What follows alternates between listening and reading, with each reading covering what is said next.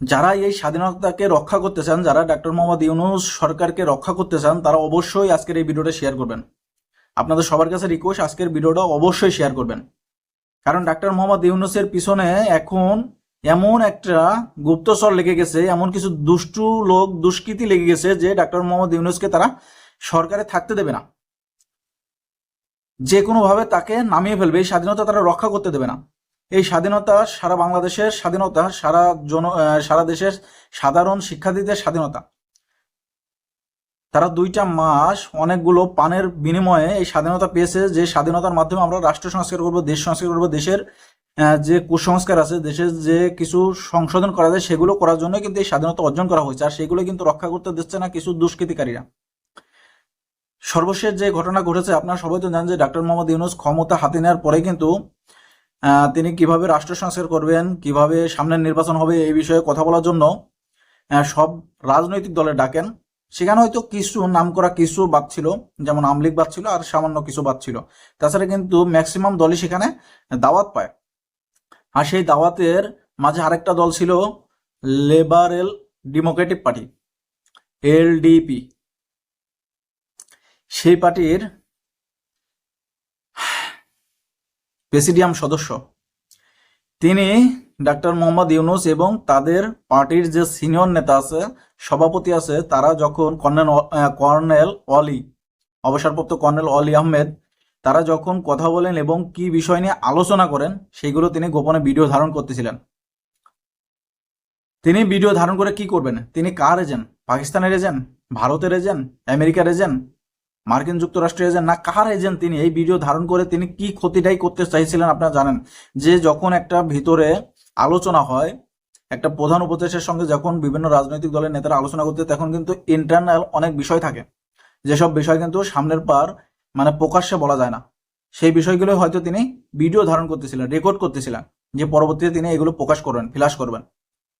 এগুলো ফ্ল্যাশ করলে, এগুলো প্রকাশ করার পরে কিন্তু ডক্টর মোহাম্মদ ইউনূস আর সরকারে থাকতে পারবেন না। কারণ তার গোপন কথা যখন ফাঁস হয়ে যাবে তখন এমনিতেই তার নেমে যেতে হবে। এরকম হয়তো তিনি চেয়েছিলেন। তিনি হয়তো কোনো বাহিনীর কাছে, কোনো গোয়েন্দা সংস্থার হাতে এটা প্রকাশ দিতে চেয়েছিলেন, হস্তান্তর করতেছিলেন। কিন্তু তার আগে তিনি ধরা পড়ে গেছেন। এটা অবশ্যই খুশি সংবাদ যে তাকে ধরা হয়েছে এবং সাময়িকভাবে বহিষ্কার করা হয়েছে। তিনি লিবারেল ডেমোক্রেটিক পার্টির প্রেসিডিয়াম সদস্য, তাকে সাময়িকভাবে বহিষ্কার করা হয়েছে।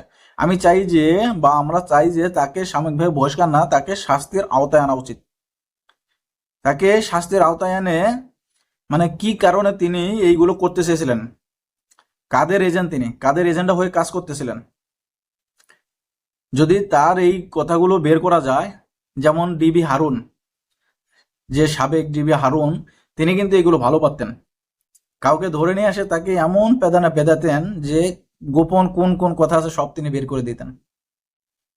তা তার কাছে এখন এই অপরাধীকে যদি দেওয়া হয় যে ডিবি হারুন, তুমি যে অপরাধ করছো তার কিছুটা মাপ হবে যদি একে শাস্তি দাও, বা এ কার এজেন্ডা বাস্তবায়ন করতেছিল সেটা বের করে দাও, তাহলে কিন্তু ঠিক হয়ে যাবে।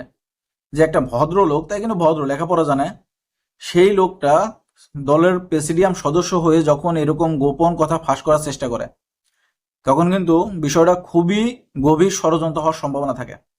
কারণ আপনার ভিতরে কি কথা বলা হচ্ছে, ভিতরে কি আলোচনা হচ্ছে, সেটা কিন্তু প্রকাশ্যে আসবে। যারা প্রধান উপদেষ্টার পেশ সচিব আছেন, বা পেজ উইনিং আছেন, সচিব আছেন, বা তাদের উপদেষ্টার নিচে পদে যারা আছেন, তারা কিন্তু এটা প্রকাশ্যে আনবে, সংবাদ সম্মেলন করে জানিয়ে দেবে।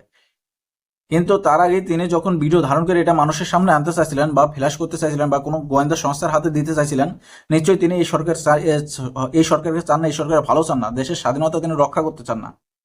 এটাই নিশ্চয়ই তিনি বাস্তবায়ন করতে চাইছিলেন। এই জন্য সবার কাছে অনুরোধ থাকবে যে এইরকম লোক বা এরকম এজেন্ডা যেখানে পাবেন, সঙ্গে সঙ্গে ধরে আইনের হাতে দিয়ে দেন, প্রশাসনের হাতে দিয়ে দেন।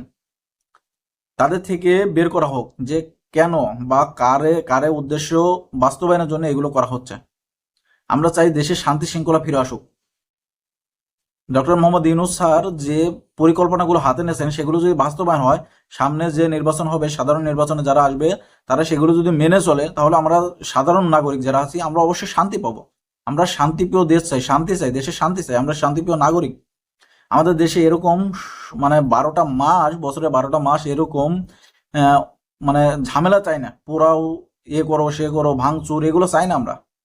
আমরা চাই শান্তি আসুক এবং প্রত্যেকটা সেক্টরে যে দুর্নীতি হচ্ছে, টাকা পাচার হচ্ছে, অন্যায় অনিয়ম হচ্ছে, সেগুলোর সংস্কার করা উচিত। এই কারণে কিন্তু ডক্টর মোহাম্মদ ইউনূসকে দায়িত্ব দেওয়া হয়েছে। আর সেইগুলোর বিরোধিতা যারা করছে তাদেরকে অবশ্যই শাস্তির আওতায় আনা উচিত। তো দর্শক, এদের বিরুদ্ধে আপনাদের কি মন্তব্য, এদের কি করা উচিত, কিভাবে শাস্তি দিলে আপনারা খুশি হন, সেটা অবশ্যই কমেন্ট বক্সে জানিয়ে যাবেন।